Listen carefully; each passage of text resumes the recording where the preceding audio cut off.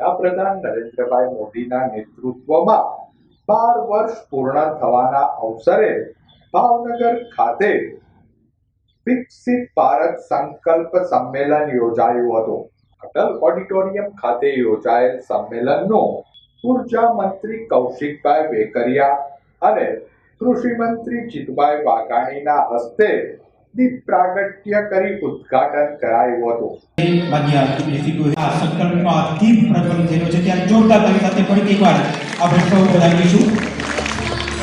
સંમેલનમાં વિવિધ ક્ષેત્રના નિષ્ણાંતોએ ભાવનગરના વિકાસનું વિઝન રજૂ કર્યું હતું. કાર્યક્રમ વેળા રાજકીય આગેવાનો, Saurashtra chamber of commerce and ઇન્ડસ્ટ્રીના હોદ્દેદારો, સભ્યો, ઉદ્યોગકારો, વિવિધ ક્ષેત્રના આગેવાનો મોટી સંખ્યામાં ઉપસ્થિત રહ્યા હતા.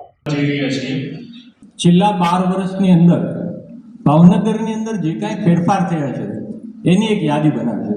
ગઈકાલે જ્યારે પ્રકાશભાઈ કીધું કે કિરીટભાઈ તમારા આ વિષય ઉપર વાત કરવાની છે, ત્યારે મને થયું કે પહેલાં પાછું વળીને જોવું પડશે કે ખરેખર ભાવનગર પણ આ વિકાસમાં ક્યાંય સાથે જોડાયેલું છે કે કેમ. મિત્રો, ખૂબ આનંદ સાથે આપણે આજ વાત કરી શકીએ છીએ, કારણ કે ભાવનગરના દરેક ઉદ્યોગકારો જે વર્ષોથી અહીંયા છે એમને સતત એવું લાગતું હતું કે કનેક્ટિવિટીમાં અમે પાછળ છીએ, અમે ક્યાંક રિમોટ ખૂણા ઉપર ઊભા છીએ અને અમને ક્યાંક ને ક્યાંક અમે ઇગ્નોર થતા એવું લાગે છે.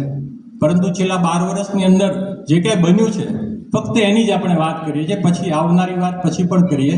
પણ 12 વર્ષની અંદર કનેક્ટિવિટી બાબતે આપણી પાસે ભાવનગરથી સુરત રોરો ફેરી સર્વિસ ચાલુ થઈ. એ શરૂ કરવા માટે થઈને ઘણા બધા પ્રયત્નો હતા. વિઝનરી વડાપ્રધાનના માર્ગદર્શન નીચે જ આ થઈ શકે.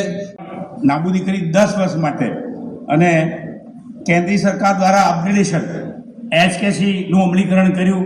દરેક પ્લોટ હોલ્ડરને અપગ્રેડ માટે 50 લાખ રૂપિયા એટલે કરોડો રૂપિયા આ ઇન્ડસ્ટ્રીઝને સબસિડી આપી. આ રીતે બજેટમાં પણ જોગવાઈ કરવામાં આવી. ડબલ કેપેસિટી ખાસ અલગ માટે સ્પેશિયલ જોગવાઈ કરવામાં આવી.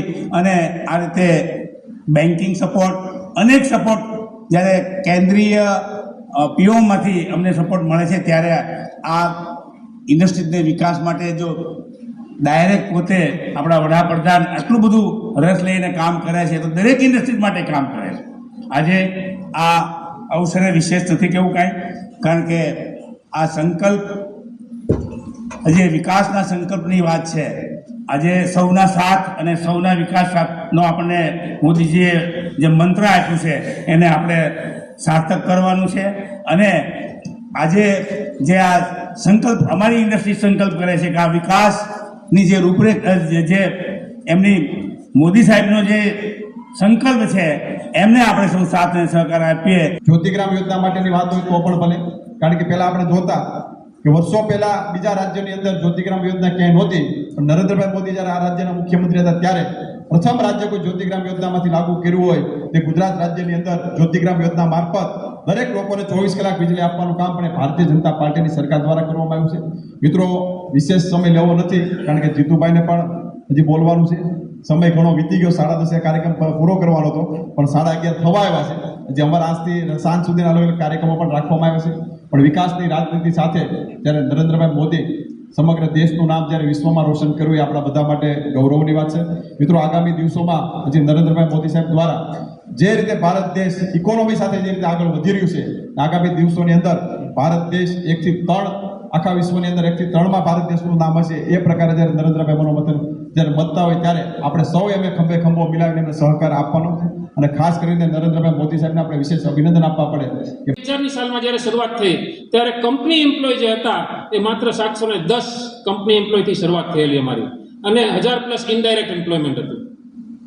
જ્યારે 2014માં આ એમ્પ્લોયમેન્ટ જે કંઈ પ્લાન્ટ વિસ્તરણ થતું ગયું, નવી ભરતીઓ થતી ગઈ, અને એનાથી ડાયરેક્ટ એમ્પ્લોયમેન્ટ જે કંપની એમ્પ્લોય છે, કંપની એમ્પ્લોય એટલે આજે તમે ભાવનગરમાં જોતા હશો ને, આ બ્લુ કપડાવાળા તમને જોવા મળે છે, એ ડાયરેક્ટ એમ્પ્લોયમેન્ટ છે. તો એ 1280 પહોંચ્યું. અને આજે 2026માં ઓલમોસ્ટ લગભગ 2000 સુધી અમે પહોંચવા આવ્યા છીએ. અને ઇનડાયરેક્ટ એમ્પ્લોયમેન્ટ તમને જાણીને આનંદ થશે કે 5000થી વધારે લોકોને આજે રોજગારી પૂરી પાડી.